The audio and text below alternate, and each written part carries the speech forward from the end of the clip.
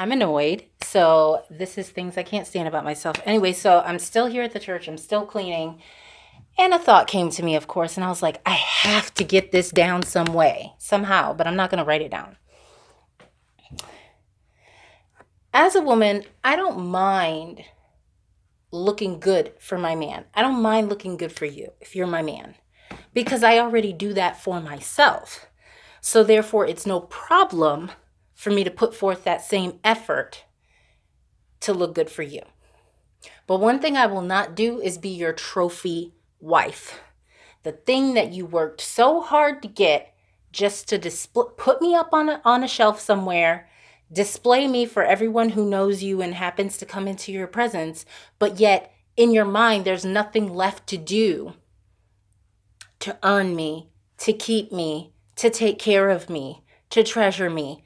I'm literally just there sitting up on a shelf to be able to say, oh yeah, look, here's my girl. Doesn't she look great? And some men don't even bother to do that anymore. The compliments have gone out the window. It's like, how many times have we bought something new and shiny that's exciting and it's beautiful, it's great, it's awesome, and then we almost like forget it's there. Or now we start complaining because now we have to actually do the work to maintain it. We have it. Now we got to keep doing the work to maintain it. My car is one of those things. I love my car. I literally use my car to get here, to get to work, to do anything else that I want to do outside of my house, unless I'm going for a walk. And that's very rare these days. It happens, but not very often. And it's just like every time I have to get an oil change, every time I have to change the brakes, every time it starts making noises I feel it shouldn't be making because it should always be in tip-top shape. It gets on my nerves. It stresses me out. It worries me. It makes me angry. Um, and the difference, though, between an object or a car and a human being is that a human being can still take care of him or herself. A car is not a person. That's an object. It's literally an obligation. After you pull out of that parking lot with that brand new car or that used car or whatever, that is now your responsibility. It's not the car dealer's responsibility. It's not the car itself's responsibility because the car is only going to do what it's designed to do. It can't do anything outside of that. It is an object. It relies on us to take care of it so it can take care of us. A person who is a thinking, speaking, feeling person, entity, we can take care of ourselves, and that's always the thing. Like we have this innate desire to take care of ourselves and or be taken care of. But those of us like me, those type ones who've always had to take care of herself, it's like it's not a question of whether or not I know how to. It's I'm at a point in my life where I shouldn't always have to take care of myself because now you're here. And now that you're here, there should be some benefits of you being here, like helping to take care of me the same way I help to take care of you. When I ask you to do something, there shouldn't be this attitude, this anger, this frustration, this agitation of, oh, another thing that I have to do. You asked me to be here. I didn't ask to be here. So why now am I an obligation and or a trophy to be sat on a shelf somewhere, quiet, pretty, not complaining, not demanding anything, not even asking for mutual respect? And I got this because I was watching some really good TikToks today. And the question was, what is something an ex has said to you that you have never forgotten, or something like that, or that you will never forget, or something along those lines? And when I tell you that it was popping, the responses were popping, I mean they were popping. Okay? Like I wanted to stomp my feet and walk around this church like, oh my gosh, can I get a hallelujah?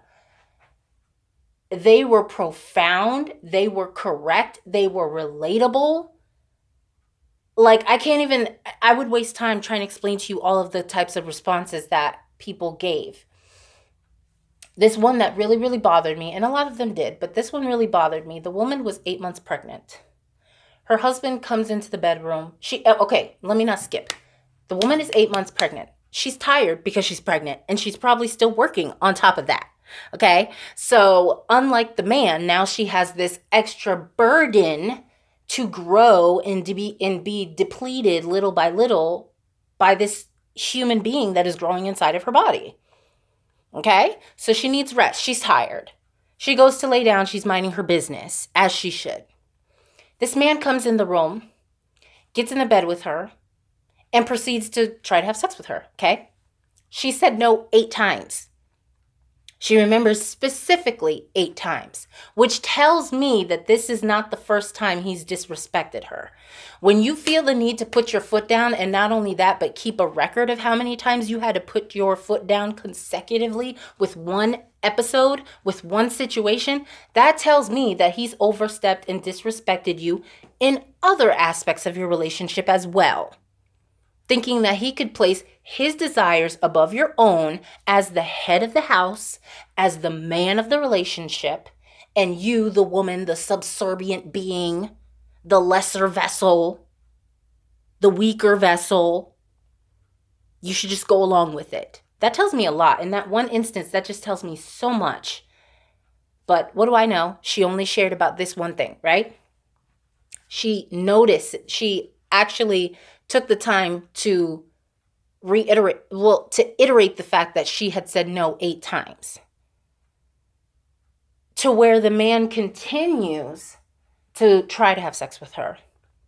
Finally, as a battle that I feel many of us women have, whether we are attracted to our men or not, whether we love our men with our all or not, I feel like this is a common instance. You wear us down by being persistent and not giving up and being overbearing and using your manly presence over us because we're supposed to respect you and we're supposed to show this love to you because obviously you don't receive it the same way that we do. So then you force us to have to speak a foreign language to you just to make sure that you feel loved in hopes that you will also learn our language and speak it back to us and show us forms of love in ways that we can actually break it down and consume it. Okay? So she finally got tired of fighting back with him and just gave in. He gets what he wanted to get out of it. And then he looks over at her, to which point she's crying because she probably feels very disrespected and violated by someone who's not supposed to disrespect and violate her. And he says, "Oh, well, now you make me feel bad." Or now you're going to make me feel bad, or something along those lines. And the video kind of cut off after that. And I'm just like, you feel bad? You feel bad? But then she doesn't even have enough respect in this relationship from you because respect is so important to men, yet they don't know how to give it to their women. She felt so disrespected by you violating her and crossing boundaries with her that she should have had every right to put into place and maintain. But now you have to worry about feeling bad. Why? Because your ego? Because you feel like she didn't want you enough? You didn't feel loved because she didn't want to just tackle your ass and rape you practically? So now you don't feel loved because she didn't want to just jump your bones. She's pregnant, 8 months at that. She's tired. She's probably blown up like a balloon at this point. That should be the least of your expectations of her. And even if she wasn't pregnant, sex will always be one of those things that is more risky for us than it is for men. There's so much more at stake for women than there is for men. So much more. And yet that happens to be the main way that they receive love from us. So we feel like we have to give it. Because if we don't, we won't even have a modicum of a chance of them loving us back the way that we want to be loved. We won't even have the right to complain about it. Because their retort will always be, well, You don't want to have sex with me. You're not attracted to me. You don't love me. You don't treat me the way I want. You don't respect me. And you're trying to tell me of all the things that I do for you, with you, to you, whatever, me not desiring sex on this occasion or that occasion, that's what you're limiting my capability of loving you to? Get out of here. And I feel like I just preached a sermon. Not to disrespect you, God. I'm not trying to make a mockery of that. But it's just like, I know that this would touch so many women. So many women. Because you don't again, it's just like rape. It's one of those things you will rarely ever hear a man speaking about. Because these are things he doesn't have to worry about on a regular. As a matter of fact, I feel like the day, the second, the millisecond I told Jamal in my past relationship that I no longer wanted to have sex with him because I felt like for a very, very long time that it didn't honor God and I no longer desired to do it. And honestly, to be quite frank, I never really enjoyed it either. Like there was nothing ever in it for me. It was all about him and what he wanted. Anyways, the millisecond I got some balls and I put my foot down and I told him I wasn't going to do that with him anymore, like it's not even on the table. I'm not telling you I would like to do this less. I'm not telling you I would hope that you would no longer, or I would hope that you would want to join me on this journey of not having premarital sex. I didn't give you an option. I told you this is something I'm no longer going to do. I'm putting my foot down about it because I never felt right about it and I definitely don't feel good about it now. I am 100% positive that on top of all of his psychosis and everything else he had going on, that was the straw that broke the camel's back for him. It was like he could not take that anymore. And that's when our relationship deteriorated even more than it already was. Because of all the things I've ever done for him, including putting myself through anguish emotionally and physically because of his actions or lack thereof, that was the moment he decided, I don't want to be with her anymore. There's still a part of me that kind of feels codependent, but I don't want to be with her anymore. F that. You don't want to have sex with me anymore? And that's the one time like I actually get any type of pleasure from you because I make up all these other stories any other time about things that you do to piss me off, even though you're not doing it. I guarantee you that was really what made the breakup, the final breakup, just take off. Because I was no longer doing that with him anymore. And it cost me my relationship. And in retrospect, I'm happy it did. But at the time, that was very, very hurtful. Because it's like, are you trying to tell me that's literally all I offer you? And everything else I do for you, it's just not enough? It doesn't amount to anything?